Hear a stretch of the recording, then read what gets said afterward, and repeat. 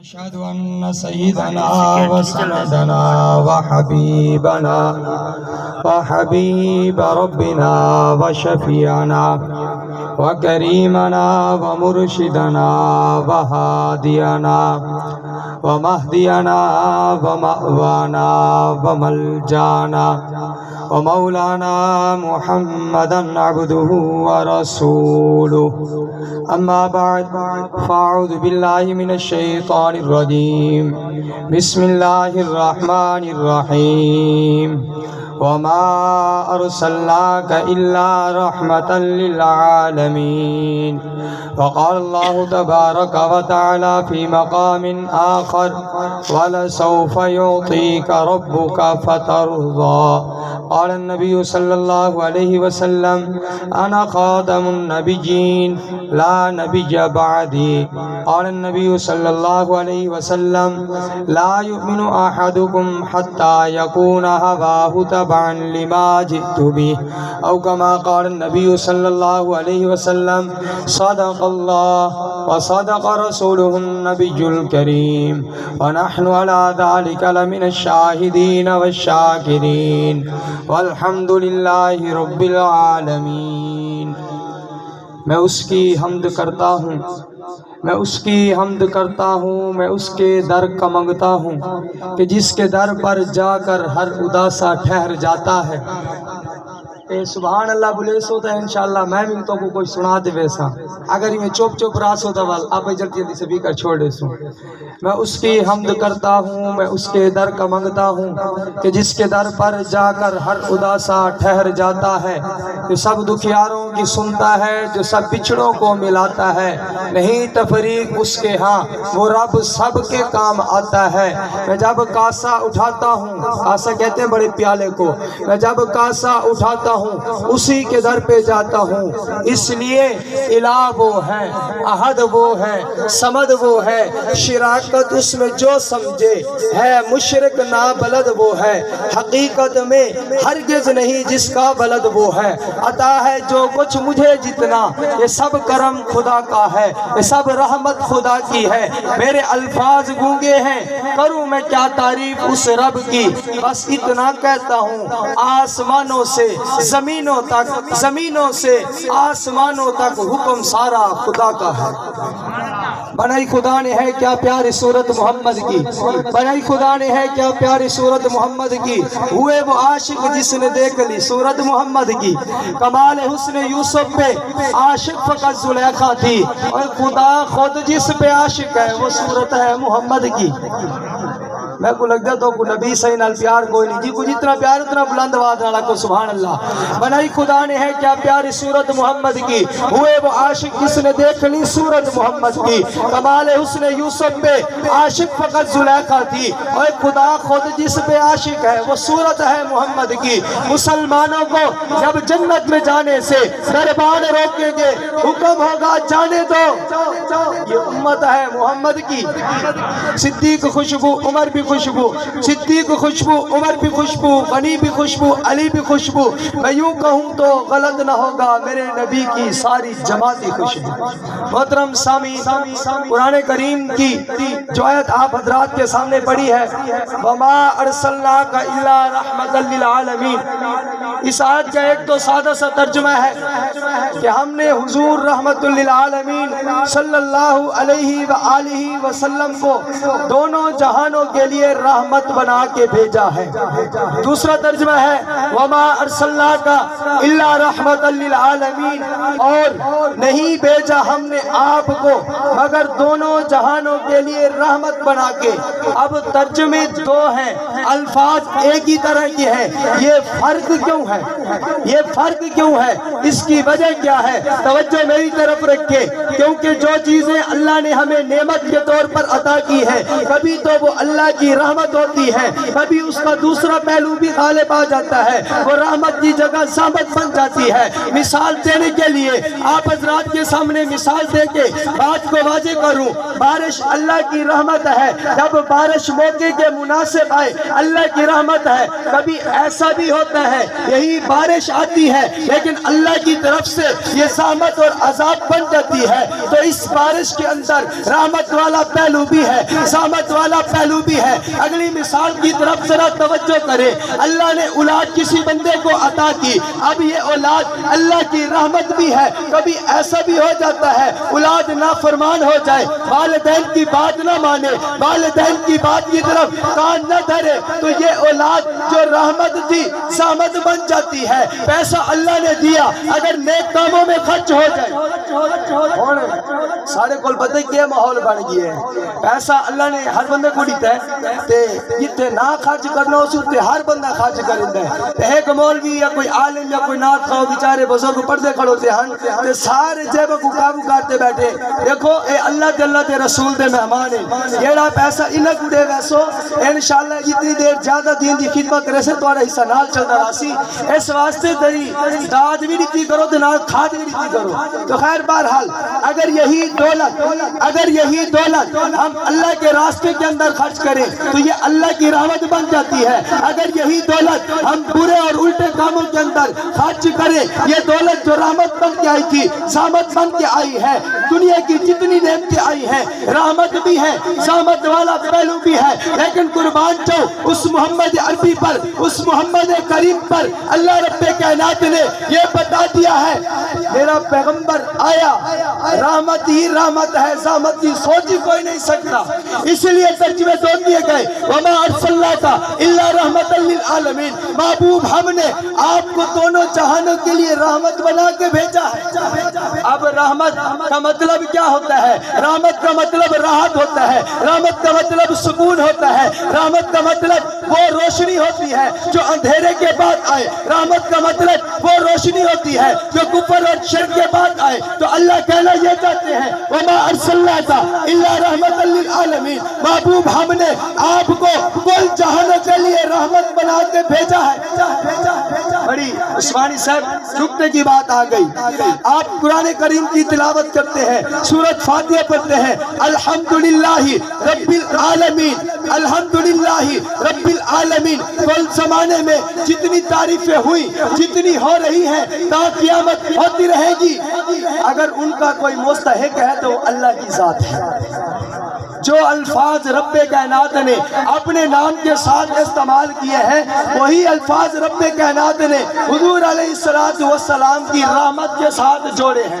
وجہ کیا ہے؟ رکنے کی بات آپ حضرات کے سامنے، وہ بھی رحمت حضور علیہ السلام کو رحمت للعالمین کہہ کے اشارہ اس طرف کر دیا جس طرح اب خدا کے بعد کوئی نیا خدا بن کے عرش پہ جا کوئی نہیں سکتا، ویسے محمد مصطفیٰ بن کے فرش پہ آ کوئی نہیں سکتا۔ اس لیے پھر میں کہا کرتا ہوں رتبہ بشر دا تو چند کر دیتا، بشر نور دے وچ پیوند کر دیتا، محبوبہ اسد تیرا ذکر اتنا بلند کر دیتا، فرشتہ کو پل پل پابند کر دیتا، بابا کے خدا تینو تاج نبوت دا دروازہ ہی بند کر دیتا۔ یہ میرا اور آپ کا عقیدہ ہے۔ خیر بہرحال میرا یہ موضوع نہیں ہے، وما ارسلناک الا رحمت للعالمین، کل جہانوں کے لیے ہم نے حضور آپ کو رحمت بنا کے بھیجا ہے۔ مزدوروں کا جہان ہے، حکمہ کا جہان ہے، مشرق اور مغرب کا جہان ہے، شمال اور جنوب کا جہان ہے، عورتوں کا جہان ہے، مردوں کا جہان ہے، سب کے لیے حضور رحمت بن کے آئے۔ ایک گالی محسوس ہی نہ کرے سو توجہ میرے دل کرے سو اے بیچارے آسن ویسے پہ بڑے بندہ آمنے تے اے وال بڑا ماحول خراب تھی نا محفل دا بولن والے تے بھی کافی اثر بول رہے ہیں۔ آگو سبحان اللہ۔ تو حضور ہر لحاظ سے کیا ہے بھائی؟ رحمت ہے۔ پاک پیغمبر صلی اللہ علیہ وسلم ابھی تشریف نہیں لائے، حضور کے آنے سے پہلے ہر طرف اندھیرا ہی اندھیرا تھا، لوگ مزدوری کرتے بیچارے، شام کو مزدوری کا وقت آتا، کئی کے دن گزر جاتے، کئی ہفتے گزر جاتے، مہینے گزر جاتے، کوئی مزدوری دینے کا قانون نہیں تھا، کوئی ضابطہ اور لا نہیں تھا۔ جب میرے اور آپ کے پیغمبر رحمت للعالمین انہیں اس دنیا دنیا کے اندر قدم شریف رکھے ہیں، اپنے قدم مبارک رکھے ہیں، اب حضور نے آگ کے ضابطے مقرر کر دیے، فرمایا اوت الاجیرہ، مزدور کو مزدوری دو، ابھی اس کا پسینہ خشک نہ ہونے پائے۔ یہ اس لیے تو میں کہہ رہا ہوں کہ حضور رحمت للعالمین مزدوروں کے لیے بھی رحمت للعالمین بن کے آئے ہیں۔ اسی کو تو قرآن کہتا ہے وما ارسلناک الا رحمت للعالمین۔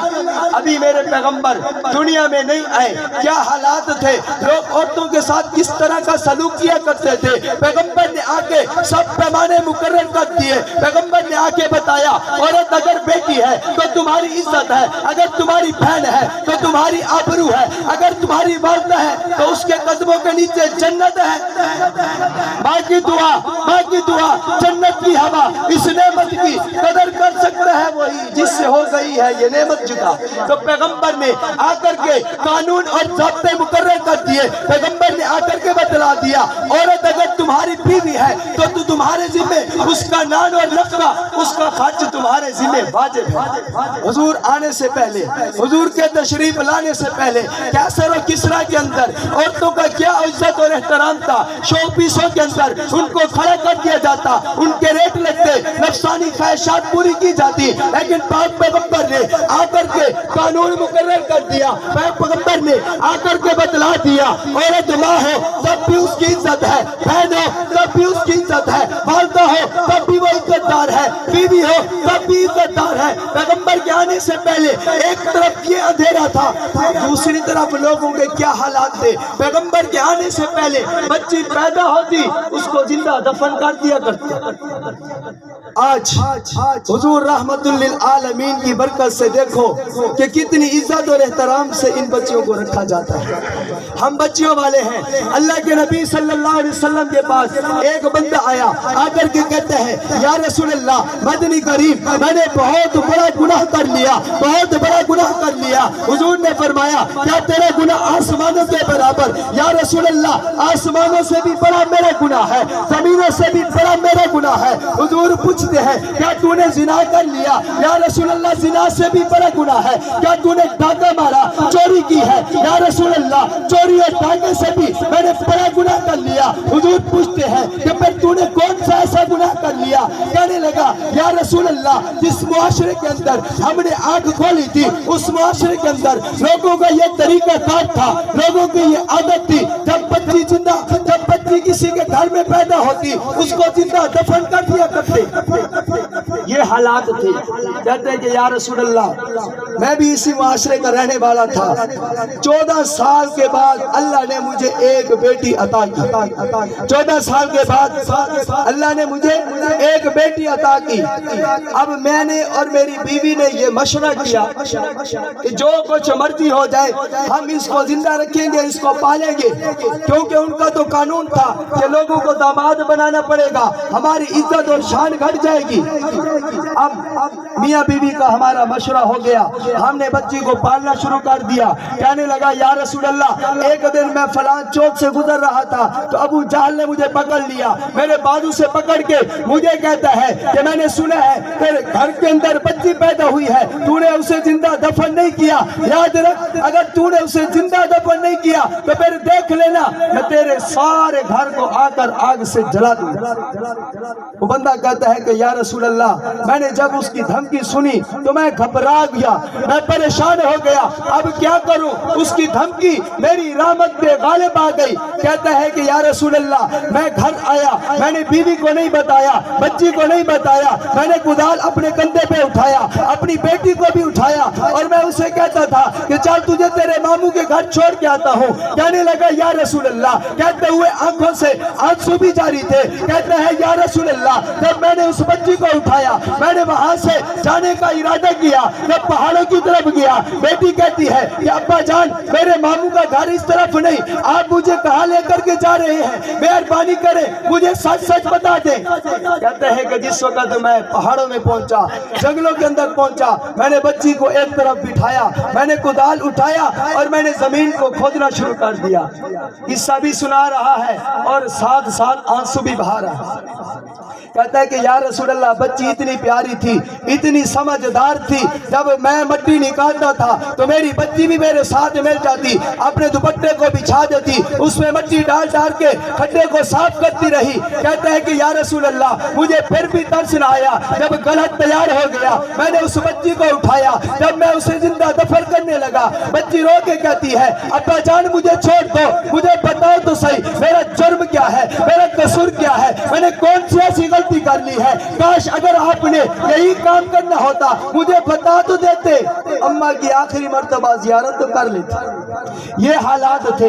کہتا ہے کہ یا رسول اللہ آنسوں کی جھڑی بھی لگی ہوئی ہے، کہتا ہے کہ یا رسول اللہ ان حالات کے باوجود بھی مجھے بچی پہ کوئی ترس نہیں آیا، میں نے اس کو زندہ دفن کر دیا، زندہ درگور کر دیا۔ کہنے لگا یا رسول اللہ جب سے اس بچی کو وہاں دفن کر کے آیا ہوں اب میری حالت یہ ہو چکی ہے، میری حالت یہ ہو چکی ہے، 40 دن ہو گئے، رات کو خواب کے اندر بچی آتی ہے اور کہتی ہے کہ ابا جان قیامت کے دن تیرا گریبان ہوگا، میرا ہاتھ ہوگا، پھر میں تجھ سے پوچھوں گی کہ کس غلطی کی بنا پر تو نے مجھے زندہ دفن کیا۔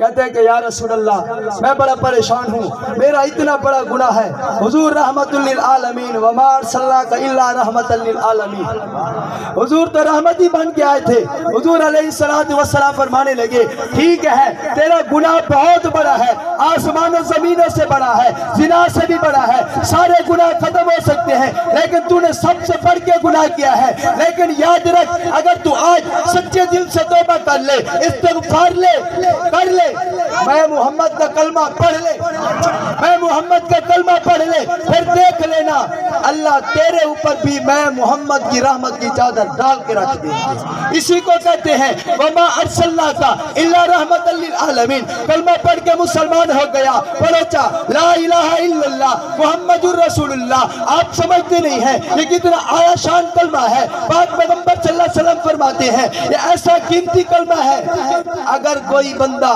1000 سال کا کافر ہی کیوں نہیں یہ کلمہ پڑھ لے جنت کا وارث بن جاتا ہے۔ پیر ذوالفقار نقشبندی دامت برکاتہم ہمارے بہت بڑے عالم ہیں، انہوں نے ایک روایت نقل کی ہے، کہتے ہیں کہ جب کوئی بندہ پڑھتا ہے لا الہ الا اللہ محمد الرسول اللہ اس وقت ایک فرشتہ اس کے ثواب کو اٹھاتا ہے آسمانوں کی طرف لے کے جاتا ہے، ایک دوسرا فرشتہ آسمان سے زمین کی طرف نازل ہوتا ہے، راستے میں دونوں فرشتوں کی ملاقات ہوتی ہے، آنے والا فرشتہ پوچھتا ہے کہاں جا رہے ہو؟ وہ کہتا ہے کہ اللہ کے ایک بندے نے کلمہ پڑھا ہے، وہ کلمہ اللہ کی دربار میں پہنچانے کے لیے جا رہا ہوں، ابھی یہ بندہ پہنچا نہیں، اللہ کی دربار میں کلمہ لے کر کے فرشتہ پہنچتا نہیں ہے، اوپر والا فرشتہ کہتا ہے میں اس کے لیے بخشش کا سامان لے کے جا رہا ہوں۔ تو یہ اتنا بڑا قیمتی کلمہ ہے۔ تو خیر بہرحال حضور نبی کریم صلی اللہ علیہ وسلم